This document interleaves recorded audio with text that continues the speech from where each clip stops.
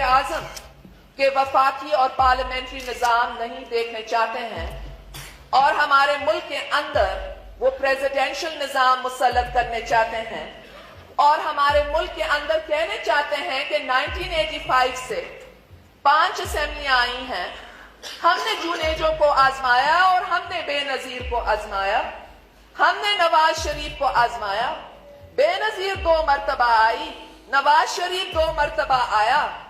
अगर बेनजीर के पास कोalition गवर्नमेंट थी, नवाज शरीफ के पास तो 3/4 मेजॉरिटी थी, नवाज शरीफ के पास तो 95% मेजॉरिटी थी। अगर नवाज शरीफ भी मसला हल नहीं कर सकता और अब तक बेरोजगारी है और महंगाई है और अब तक रिश्वत है, तो फिर इसका मतलब है कि पार्लियामेंट्री निजाम नहीं चल सकता।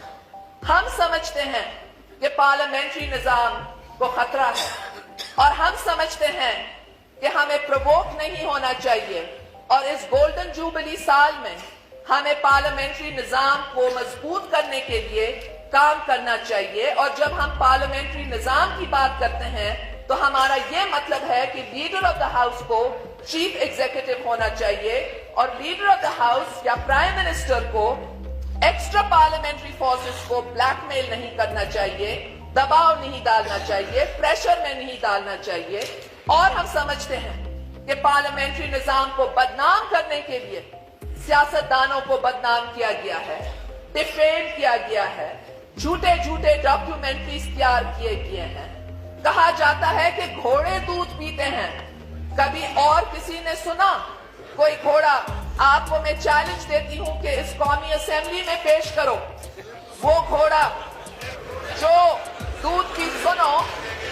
इतनी बड़ी कामयाबी के बाद भी जो लोग सुन नहीं सकते हैं, क्या वो आइंदा क्या करेंगे अल्लाह बेहतर जानता है। आपको मैं आज चैलेंज देती हूं मिस्टर स्पीकर, क्यों डरते हैं इस चैलेंज से? कहते हैं कि हम 177 वोट्स लेकर के आए हैं, 3/4 मेजॉरिटी लेकर के आए हैं। कायदे आजम मोहम्मद अली जिन्ना को 95% मेजॉरिटी कभी नहीं मिला, हाँ लेकर के तो आए हैं। खुश हो, घोड़े को ले आओ, उसको दूध पिलाओ, घोड़े को ले आओ।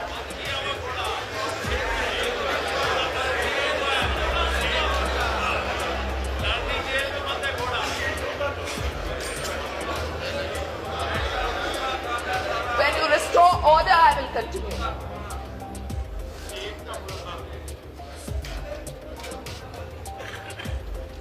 When you restore order, I shall continue.